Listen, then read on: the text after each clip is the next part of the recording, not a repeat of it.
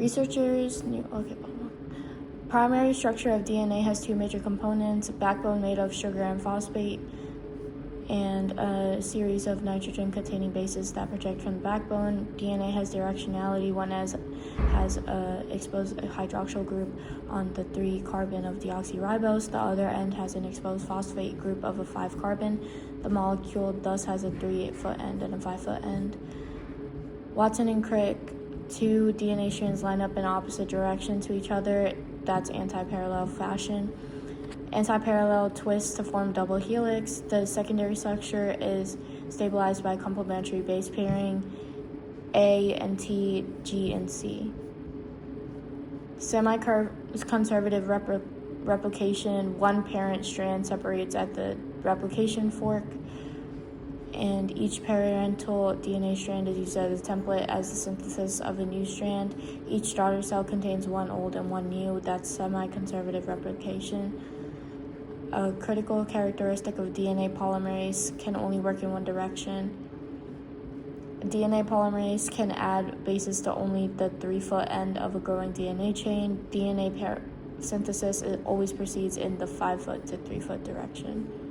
DNA polymerase is exergonic, made up of energy-releasing reactions because the monomers that act as substrates reactants in the reaction are deoxyribonucleic phosphates, DNTPS, have high potential energy because of 3 closely packed phosphate groups. Prokaryotes have bidirectional DNA replication, so do eukaryotes. In bacterial chromosomes, the replication process begins at a single location. Because prokaryotic chromosomes are circular, that's the origin of replication, where DNA replication starts. For eukaryotes, they have multiple origins of replication.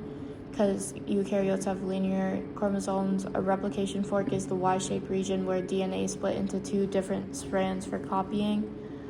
Several proteins are responsible for stabilizing, but helicase breaks down the hydrogen bonds between the 2 DNA strands to separate them. A single-strand DNA binding process, SSBPs, attach to separate strands to prevent them from closing. Unwinding the DNA helicase creates tension further down the helicase. Topoisomerase cuts and rejoins the DNA downstream of the replication fork, relieving this tension in the helix. DNA polymerase requires a primer. A few nucleotides are bonded to the template strand. This provides a free 3-foot hydroxyl OH group that could combine with an incoming DNTP to form a bond. Primase is a type of RNA polymerase, synthesizes with the short RNA segment that serves as a primer. DNA polymerase 3 then adds bases to the 3-foot end of the primer. The product is called the leading strand or the continuous strand. It leads into the replication fork and it's synthesized continuously in the 5-foot to 3-foot direction. The lagging strand is the other DNA strand. It's synthesized discontinually in the direction away from the replication fork. It occurs because DNA synthesis must proceed in the 5-foot to 3-foot direction. Synthesis of the lagging strand starts when primase synthesizes a short stretch of RNA, acts as a primer. DNA polymerase 3 then adds bases to the 3-foot end of the primer. DNA polymerase moves away from the replication fork. Helicase continues to open the replication fork and expose a single-stranded DNA on the lagging strand. The discontinuous hypothesis, oh my god, this is so much. Hypothesis was tested by Okazaki and his colleagues. The lagging strand is synthesized as short discontinuous fragments called Okazaki fragments. The enzyme DNA ligase joins the Okazaki fragments to form a continuous DNA strand. Because Okazaki fragments are synthesized independently and joined later after, the lagging strand is also called the discontinuous strand. Telomere is the region at the end of the linear chromosome, doesn't contain genes, consists of short repeating stretches of bases.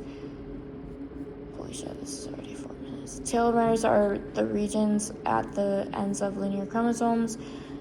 Replication fork reaches the end of the linear chromosome. The primer is removed and a remaining single-stranded DNA is eventually degraded. This results in shortening of the chromosome. The enzyme telomerase adds more repeating bases to the end of the lagging strand, catalyzing the synthesis of DNA from an RNA template that carried it. Primase then makes an RNA primer. DNA polymerase uses primer to synthesize the lagging strand. Ligase connects the new sequence, prevents the lagging strand from getting shorter with each replication. Somatic cells usually lack telomerase. Chromosomes of somatic cells progressively shorten. This occurs as the individual ages. DNA replication is usually accurate. DNA polymerase is highly selective in matching complementary bases correctly. Repair enzymes remove defective bases and repair them if mistakes remain after synthesis is complete. If DNA is damaged, DNA polymerase can proofread. It matches between paired bases. It could correct the mismatched bases when they do occur. If the enzyme finds a mismatch, it pauses and removes the mismatched base that was just added. DNA polymerase 3 could do this because its epsilon subunit acts as an exonuclease. It removes deoxyribonucleotides from DNA. This proofreading process reduces error rates to about 10 to -7. If DNA polymerase leaves a mismatched pair behind in the newly synthesized strand, mismatch repair occurs. They recognize the mismatched pair, remove a section of the newly synthesized strand that contains the incorrect base, and fill in the correct bases. DNA can be broken or altered. UV light can cause thymine dimers to form. These dimers produce a kink in the DNA strand. Various chemicals and types of radiation cause DNA to break down. Ectoderma pigmentosum is a rare autosomal recessive disease in humans characterized by the development of skin lesions. XP is caused by mutations of several nucleotide excision repair systems.